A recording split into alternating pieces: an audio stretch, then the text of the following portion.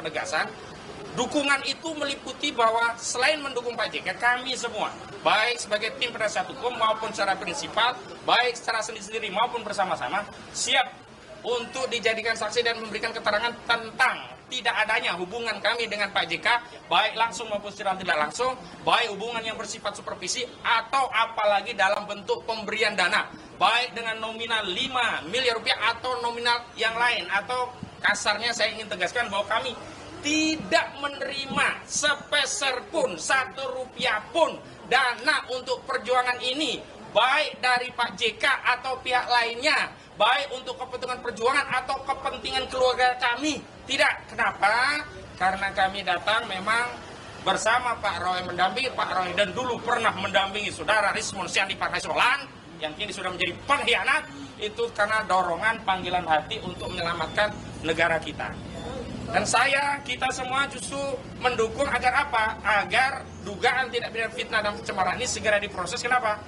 Karena apa yang diklaim oleh saudara Rismon Syahdi dan juga kuasa hukumnya yang menyatakan Jahmada Girsang, yang itu katanya AI, itu menurut kami tidak bernilai. Kenapa? Bantahan itu baru disampaikan setelah ada laporan. Sebelumnya tidak pernah ada bantahan.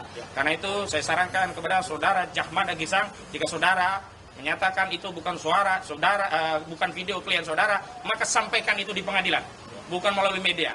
Karena laporan pro justisia harus dikonter secara pro justisia, tidak cukup dengan omon-omon, ya.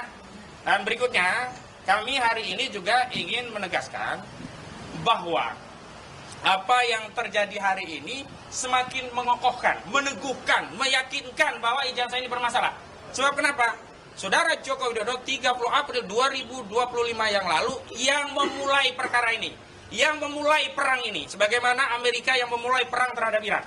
Saudara Joko Widodo memulai pertarungan ijazah palsu dengan melaporkan Pak Roy Suryo dan kawan-kawan ini pada tanggal 30 April 2025 yang lalu. Semestinya, kalau memang ijazah itu asli dan dia sudah percaya diri dengan bukti-bukti, maka tidak cukup sulit untuk menaikkan perkara ini ke persidangan. Tetapi kenapa? Hampir 1 tahun. Kira-kira 30 April tahun ini, dikit lagi itu 1 tahun, kasus ini tidak berjalan. Yang ada apa? Justru saudara Joko Widodo mengirim sejumlah buzzer-buzzernya, entah YouTuber, entah orang dengan status terpidana, mendatangi klien kami, merayu-rayu agar bisa datang ke Solo untuk memproses apa yang disebut dengan restoratif justice. Dan kami menduga motifnya adalah agar Jokowi cari aman.